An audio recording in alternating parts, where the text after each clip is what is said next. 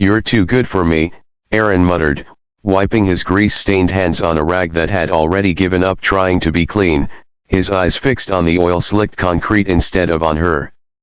It wasn't a compliment. It was a surrender. The words hung in the humid Georgia air of that small-town repair shop outside Savannah, mixing with the scent of gasoline and burnt rubber. Olivia stood there in a simple red summer dress she had thrown on without thinking, now painfully aware of how out of place she looked against the metal toolboxes and rusted car frames. She hadn't come there to feel superior. She had come because her car had broken down on Highway 17, and the tow truck had dropped her into a world she didn't know she was about to fight for. Have you ever had someone look at you like you were a dream they couldn't afford? Have you ever felt the sting of being placed on a pedestal you never asked to stand on? What would you do if the person you cared about pushed you away, not because they didn't love you, but because they believed they weren't worthy? Aaron believed that. With everything in him. He was 29, broad-shouldered, with permanent shadows under his eyes from years of opening the shop at dawn and closing it long after sunset. His father had died when he was 16, leaving behind debt and a failing garage. Aaron quit football, gave up a scholarship offer to a state college in Florida, and stayed. He fixed engines instead of chasing dreams. He kept the lights on.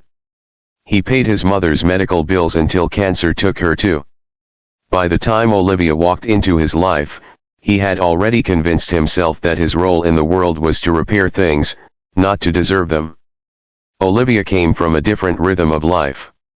She worked as a nurse at a hospital in Jacksonville, Florida, and had grown up in a tidy suburb where lawns were trimmed and futures were planned.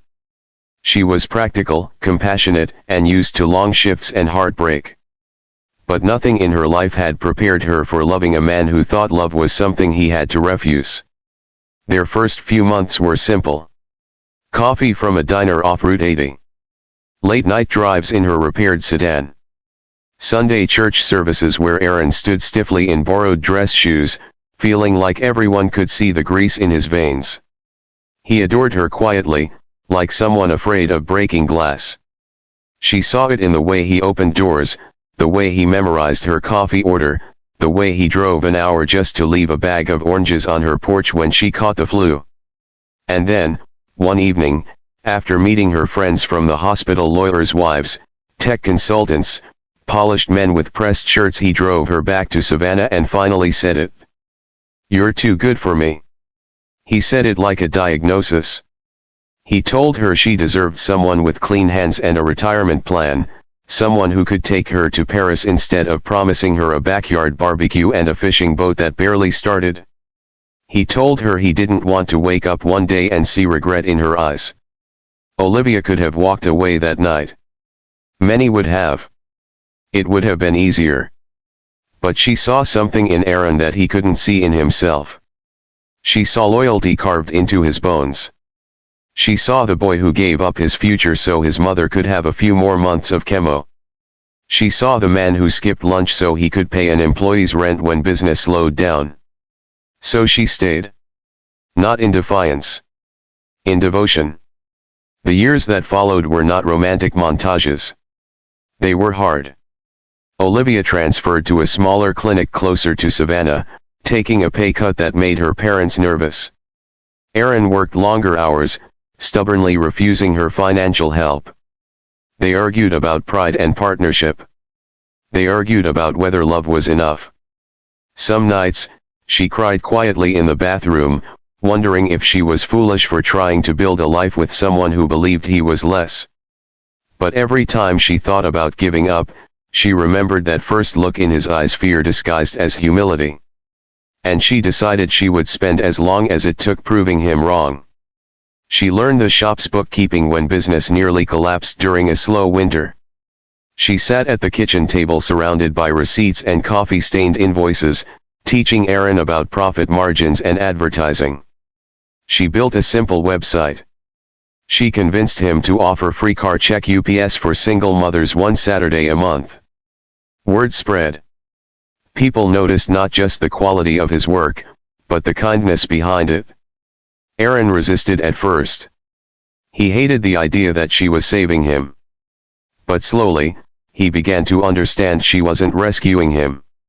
She was standing beside him. There were setbacks. A flood one spring ruined half the equipment. A supplier cheated him out of thousands.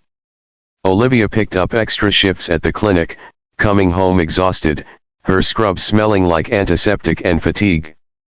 Aaron watched her collapse into bed and felt the old guilt creeping in, whispering that she deserved better.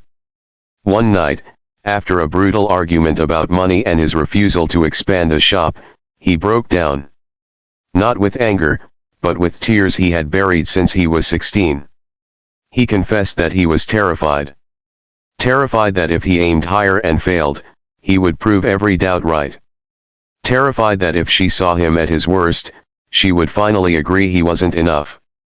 Olivia held him in that small kitchen with the peeling linoleum floor and told him something he had never allowed himself to believe, that worth isn't measured by bank accounts or titles.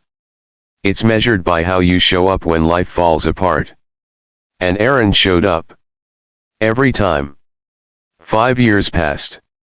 The garage transformed into a respected auto repair shop with 3 bays and a waiting area painted in soft gray instead of chipped white. They bought a modest house outside town, with a porch that caught the evening sun. They didn't go to Paris. They went to Tybee Island and sat barefoot in the sand, laughing at nothing. Aaron still worked with his hands. They were still rough, still scarred. But he no longer hid them. On their wedding day, in a small church in Savannah filled with the scent of lilies and motor oil from the groomsmen who came straight from work, Aaron looked at Olivia walking down the aisle and remembered the words he once muttered. He realized how close he had come to losing her because of his own fear. Loving her had forced him to confront the lie he'd carried for years that sacrifice made him small, that struggle made him unworthy. She hadn't proven him wrong with grand gestures. She proved him wrong by staying. By fighting for him when he was ready to surrender himself. If you were in her place, would you have stayed?